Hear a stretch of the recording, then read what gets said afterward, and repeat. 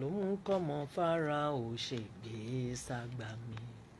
Ipò yìí la wà o nílẹ̀ Nàìjíríà o.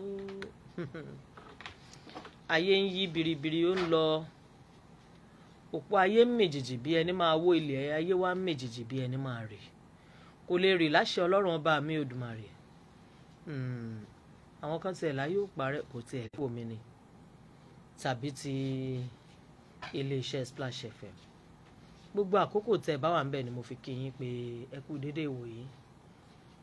Ẹ̀yin kan sì láǹfààní láti máa gbọ́ wa lórí Radio Garden www sílẹ̀ ó tiẹ̀ dá họ́wù sílẹ̀ ní kí n sọ.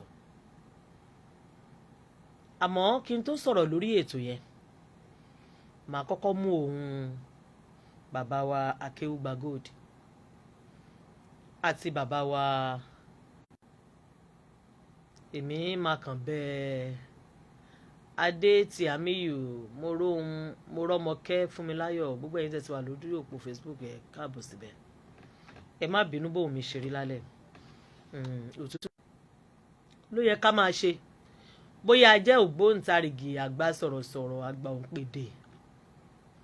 Bóyá a ti lo 40 ọdún yẹn mọ̀ kọ́ mọ kékeré làwa àwáṣẹ̀ ń bọ̀ ní kí lọmọdé tí wá ti ẹ̀ mọ̀ ọdún mélòó náà láti ìlú. Àmọ́ kí ló dé tí àwa òǹpẹ̀dẹ̀ tàbí àwa onírìírí ayé tá a fi máa ń gbélẹ̀ tá a máa ń múlẹ̀. Èmi ò múlẹ̀ rí o ń tẹ́ bá rí tí mo mú wá ó ṣẹlẹ̀ ni wọ́n wá ṣe ìpàdé àpérò ní Ìbàdàn. Bàbá wa Yẹmí Ẹlẹ́bùbọn wà ńbẹ̀. Bàbá wa Akéwùgbà Gold wà ńbẹ̀. Àwọn àgbà nínú ẹ̀sìn Islam tí wọ́n kéwú yantan. Mo rọ̀ wá mo ń bẹ̀ wá gbogbo nǹkan tó lè fa ìjà ẹ̀sìn tàbí ìjà ẹlẹ́yàmẹ̀yà ẹ jẹ́ á yàgò fún.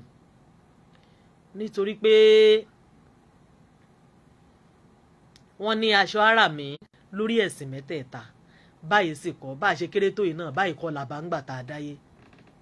Bí mùsùlùmí ń ṣọdún léyá àwa oníṣẹ̀ṣe à ń lọ jẹran à ń jàgbó léyá lọ́dọ̀ wọn.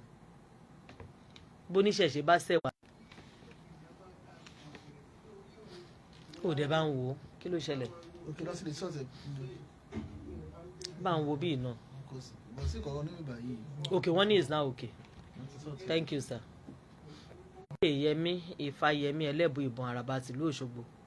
Bẹ́ẹ̀ lẹ sì ti gbọ́ ti bàbá wa Akéwùgbà Gold. Wọ́n ní kò sí ìbàjẹ́ ẹ̀sìn kankan tí ò sí lórí social media. Àmọ́ bí a bá sọ pé Dami jẹ́ a lọ sórí fọ́nrán yẹn.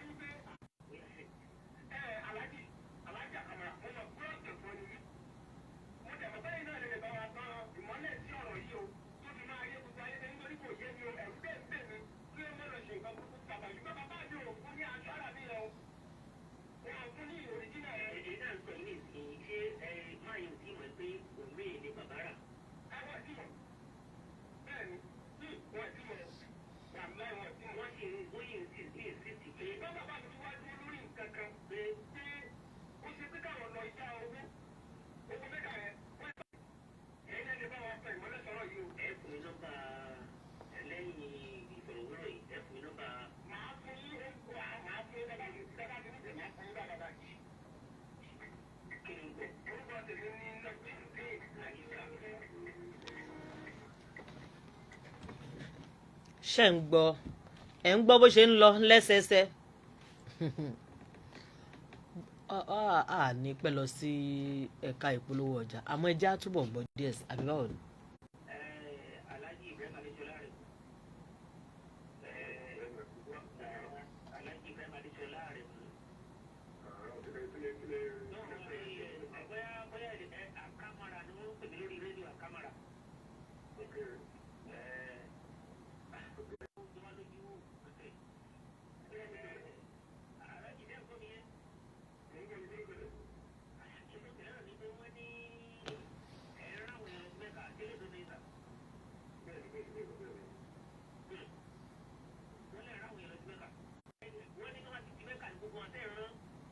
How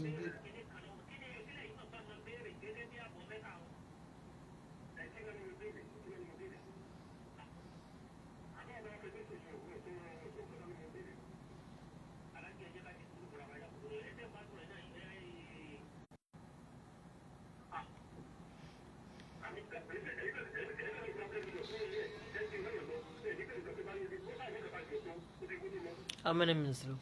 2 minutes, right?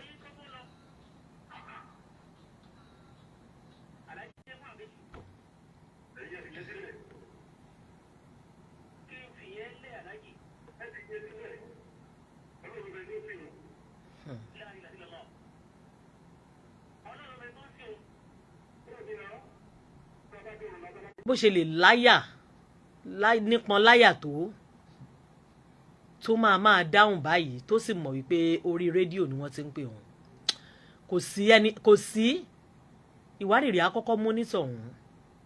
Nínú àwọn abala ẹ̀kọ́ bíi information systems, economics, computer science, data science, cyber security, business administration, finance, marketing, accounting, HR management àtàwọn abala ẹ̀kọ́ òde òní bíi BSc politics, philosophy àti economics, mass communication. Wọ́n tó ti dórí kíkà dórí òrùlé ó yá ní iléeṣẹ́ Litrubin. Ẹ̀yin tẹ́ ẹ fẹ́ kànlé fúnra yín ẹ̀ máa bọ̀. Iléeṣẹ́ Litrubin ẹ̀ mójú yín débẹ̀. Ẹ wá bá wa sọ̀rọ̀ bọ̀. Ẹ má tẹ̀lé àwọn agbaṣẹ́ṣe tí wọ́n ń fẹ́ lù yín ní jìbìtì. Àwa ò fààyè gbà máa. Ìbàjẹ́ kan ohun tó dáa ó ní kẹ́ ẹ fi ọ̀rọ̀ yìí tó àwọn agbófinró ìlú jẹ́ mọ̀ pé ẹlẹ́tọ̀ọ́ lábẹ́ òfin láti tọpinpin èyíkéyìí ìwà ìbàjẹ́ ẹ bá fi tó àwọn ẹ̀ṣọ́ aláàbò létí o. Ẹ jẹ́ n tún fi tó yín létí pé láti mú kí ètò ààbò tó gbópọn sí ìjọba orílẹ̀-èdè Nàìjíríà ó ṣe ń túkẹ́ lọ́nà 95.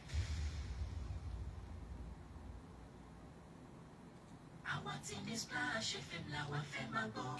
Splash FM Michael. fẹ́ máa gbọ́. Splash FM, the integrity station. Gun ìjà ẹlẹ́yàmẹ̀yà tàbí ìjà ẹ̀sìn lórílẹ̀‐èdè Nàìjíríà gbogbo ohun tẹ́ ẹ gbọ́ pátápátá tí arákùnrin yìí yẹn Akamara Adéṣọlá Ibrahim Adéṣọlá mọ tó fi wá múnú mi dùn díẹ̀ ni pé ìyẹn irọ́ pátápátá níṣẹ́ àní kò sí ohun tó ń jẹ́ bẹ́ẹ̀ kò sẹ́ni tó ń jẹ́ Lukman Owómagọ̀ kankan ní ìlú owó déèdì roko tí rányàn lọ Mẹ́kà tí ń gbaṣọ. Ó ṣe ètò yìí Ibrahim Adéṣọlá Adétóyè ṣe mùsùlùmí ni ó dá mi lójú gan-an Akamara mùsùlùmí. Nǹkan tí ò ní dá ìbẹ̀rù tàbí hílà yìí lọ sí ọkàn àwọn ènìyàn ló yẹ ká máa ṣe gẹ́gẹ́ bí òǹgbóhùnsáfẹ́fẹ́.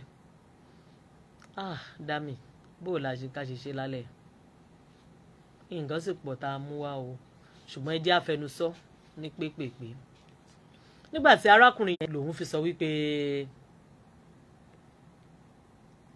irọ́ ni kódà ó tún wá sọ wípé òun máa fi ojú rinjú pẹ̀lú Alhaji Owómagọ̀ yìí ẹjọ́ gbogbo ẹni tí ó bá ní nọ́mbà èmi náà ní nọ́mbà wọn á ti pè wọ́n kò lọ tá a bá ní nọ́mbà míì tá a lè fi rí ìṣù wọn. Ó yá jẹ́ àgbè. Hello ta ló wà lójú òpó yìí kí lórúkọ yín bọ̀lẹ̀ tí ń pè Ọlọ́run ló ń tò ó àṣẹ Èdùmàrè àṣẹ.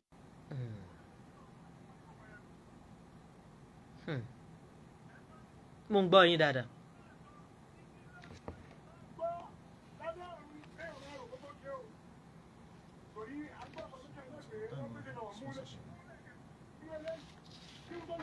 Tó kò tiẹ̀ jágara ẹ mà kalẹ̀ àṣẹ Èdùmàrè ìjẹjà ọmọ ọlọ́rẹ́ méjì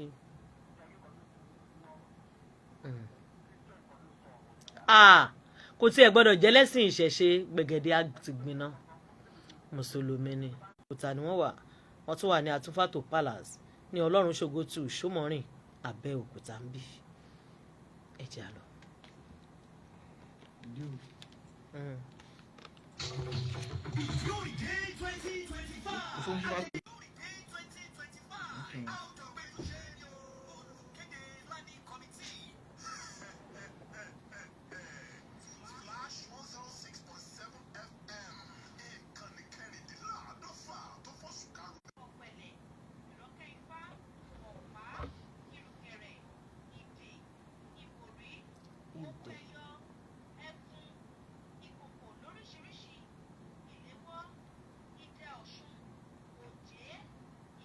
ti ń bára wọn sọ.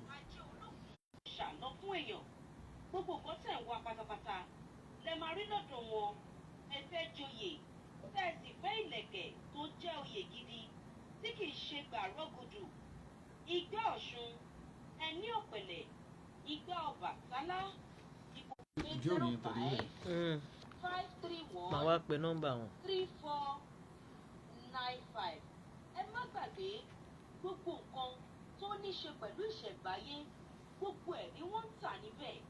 Ẹ pè wọ́n sórí 081.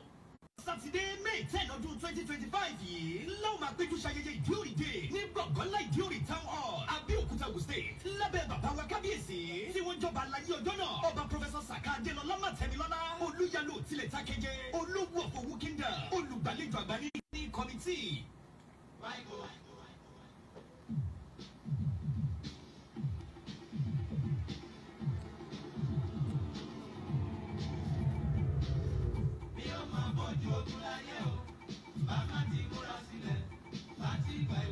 Nine 08055313495 ní ẹ̀rọ ìbánisọ̀rọ̀ tí ẹ máa fi pè wọ́n bẹ́ẹ̀ bá fẹ́ ra ìlẹ̀kẹ̀ lóríṣiríṣi lọ́dọ̀ wọn. Adenim Nigeria Ventures tí wọ́n pọ̀. lọ́dọ̀ olólùfẹ́ ó tó jẹ́ bitters àti mọ́sùn lọ́tọ̀ ni wọ́n ń gbé lura wọn ò jẹ́ fi àwọn egbògi méjèèjì ṣeré o ó ti wà káàkiri ìgboro Abẹ́òkúta àtàgbègbè rẹ̀ ẹ̀yin tẹ́ fẹ́ kó lọ́pọ̀ yanturu ẹ máa lọ sọ́dọ̀ màmá Kádé ní Olómo ẹni tó ń ṣe ìgbéyàwó lásìkò yìí làwọn mọ̀lẹ́bí wọn fa egbògi ó tó jẹ́ bitters àti mọ́sùn lọ́tọ̀ abámiṣọ̀lé lọ́wọ́ kó lè má dójú tì wọ́n kọ́ lè bá àṣìṣe akọ lọ́dọ̀ olólùfẹ́ wọn ni àwọn egbògi yìí ń fọ́ gẹ̀dẹ̀gẹ̀dẹ̀ ìdọ̀tí ara dànù amára dáṣẹ́ Adenim Nigerian Ventures jáde ìwọ náà bá wà dùn ọkọ̀ lónìí kò lè rí àpẹẹrẹ rere. Wọ́n ti ní Splash Ẹ FM máa làwọn play yẹn fẹ́ tẹ̀lé máa mi. gbọ́. Splash FM, òun wá la fẹ́ máa gbọ́.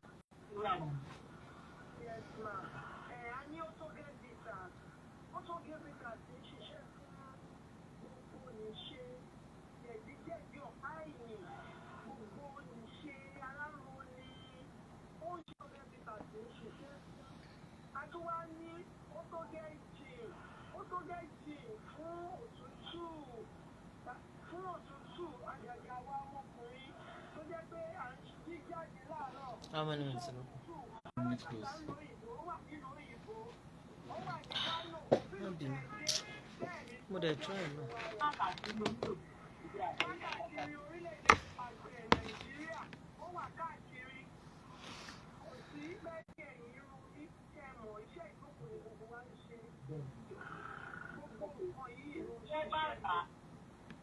Àwọn ọ̀rẹ́ ni wọ́n máa ti dàbọ̀ pé lóòótọ́ o, ìgbà ayé tó ní àwọn ará. Ṣé wá rí gbogbo ike wa la ṣe àròsí ike ó tó dẹ́bi